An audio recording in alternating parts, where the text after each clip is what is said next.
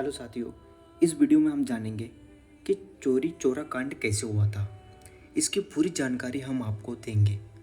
आप इस वीडियो को पूरा अंत तक देखिए, फिर आपको वो पते की बात पता चलने वाली है जो शायद आपको नहीं पता होगी।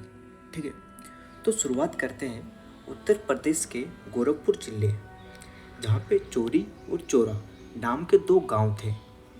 रेलवे के एक अधिकारी ने इन दोनों गांवों को मिलाकर एक किया था, जहां जनवरी 1885 में एक रेलवे स्टेशन की स्थापना की गई थी इस जगह में। तो 1885 के चोरा गांव में एक बाजार शुरू हुई। मतलब रेलवे स्टेशन शुरू होने के बाद 1885 के बाद लगभग के चोरा गांव में एक बाजार की स्थापना हुई। चोरा गांव के थाने से करीब 1 मील की दूरी पर छोटकी डुमरी गांव है। जनवरी 1921 में इस गांव में कांग्रेस की वॉलंटियरों ने एक कैग मंडल की स्थापना की। शुरुआत में इस मंडल में कार्यकर्ताओं की भर्ती में बहुत तेजी नहीं थी, लेकिन फिर जब गांधी जी ने असहयोग आंदोलन को मुसलमानों के खिलाफत आंदोलन के साथ मिला दिया, तो गांधी जी का ये डिसीजन काफ़ी ठीक साबित हुआ और बड़ी संख्या में मुसलमान भी इस आंदोलन में शामिल होने लगे थे। जनवरी 1922 में चोरा के रहने वाले लाल मोहम्मद शाही नाम का इस मुस्लिम शख्स, जो गोरखपुर कांग्रेस खिलाफत कमेटी के हकीम आरिफ को डुमरी मंडल के लोगों को संबोधित करने के लिए बुलाया। हकीम आरिफ ने लोगों से कहा कि कपास की खेती करो, उसका सूत काटो और उसी के बने कपड़े पहनो। आरिफ ने कहा कि अपने झगड़े खुद निपटाओ, पुलिस के पास न जाओ, एवं कार्यकर्ताओं को चंदा एवं चुटकी जमा करने के लिए कहा। हम बता दें कि चुटकी का मतलब हर घर से थोड़ा थोड़ा मुट्ठी भर के अनाज इकट्ठा करना, ताकि इस अनाज से सभी आंदोलनकारी का भरण पोषण किया जा सके। तो हकीम आरिफ ने आते ही मंडल में स्वयं सेवक शामिल करने का काम शुरू कर दिया गया था। चोरा चोरी घटना से लगभग 10-12 दिन पहले डुमरी के करीब 30 से 35 कार्यकर्ताओं ने मुंडेरा बाजार में धरना दिया। इस बाजार का मालिक कौन था? संत बख्श सिंह। ठीक है, जैसे किसी बाजार का कोई भी एक लीडर रहता है, उस तरह डुमरी बाजार का जो मालिक था, मतलब मुंडेरा बाजार का, वो था संत बख्श सिंह।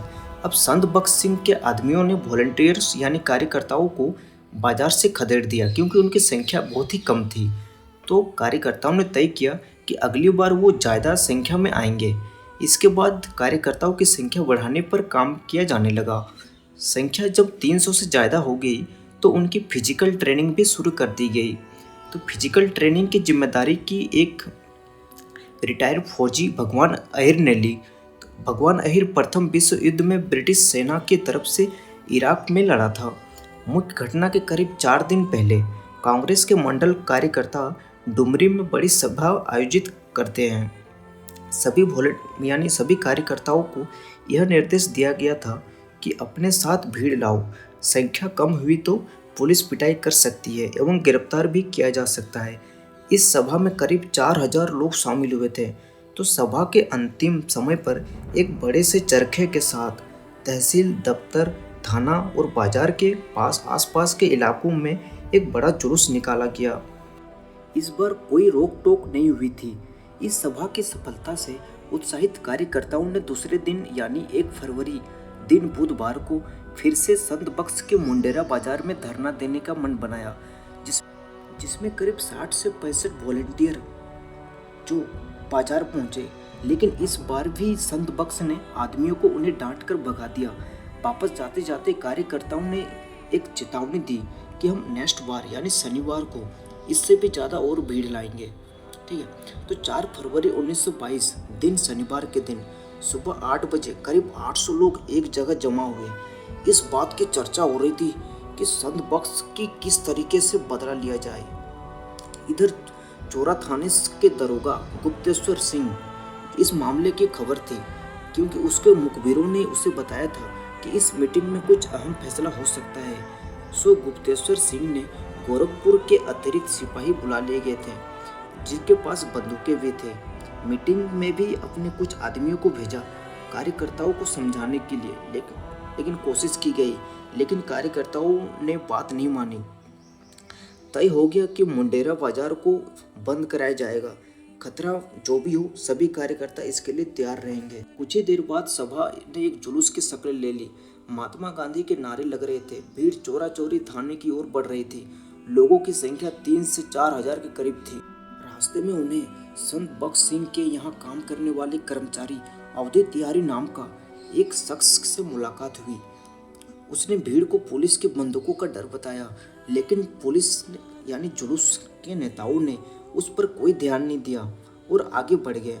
आगे दरोगा गुप्तेश्वर सिंह अपने बंदूकधारी सिपाहियों और चौकीदारों के साथ खड़ा दिखाई दिया, लेकिन नेताओं को अपने भीड़ पर भरोसा था और आगे बढ़ गए।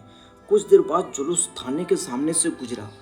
माहौल बिगड़ने की आशंका देखते हुए दरोगा ने जुलूस को अवैध मजमा घोषित किया। अवैध मजमा यानी बिना मतलब का जुलूस। तो इस पर भीड़ भड़क गई। पुलिस और भीड़ के बीच झड़प शुरू हो गई। उसी दौरान थाने का एक सिपाही ने बड़ी गलती कर दी। सिपाही ने आंदोलनकारी की गांधी की टोपी उतारकर उसे पैरों से कुचलने लगा, जिसके कारण आंदोलनकारियों का विरोध और तेज हो गया। हालत से घबराकर पुलिस वालों ने जुलूस में शामिल लोगों पर फायरिंग शुरू कर दी।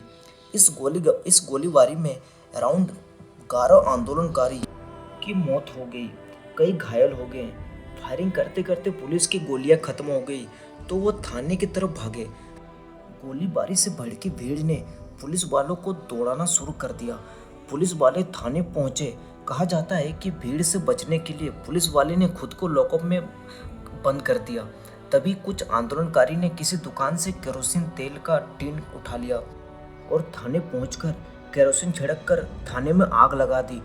दरोगा गुप्तेश्वर सिंह ने भागने की कोशिश की तो भीड़ ने उसे भी पकड़कर आग में डाल दिया। कुल मिलाकर करीब 22 पुलिसकर्मियों की मौत यानी जिंदा जलकर हो गई थी। सिर्फ इस घटना से एक सिपाही मोहब्बत सिद्दीकी वहां से भागने में कामयाब हो गया, बाकी सारे मर गए। जो गोरी बाजार थाने में जाकर इस सब घटना की रिपोर्ट लिखवाई। तो ये है चोरा चोरी कांड, जो पूरे देश को दहला दी। इसके साथ ही इस कांड के साथ ही महात्मा गांधी जी ने असहयोग आंदोलन को वापस ले लिया गया, क्योंकि वो हिंसा के रूप को और बढ़ावा नहीं देना चाहते थे। आशा करता हूँ आप समझ गए होंगे। मिलेंगे फिर नेक्स्ट वीडियो में। तब तक के लिए जय हिंद, जय भारत।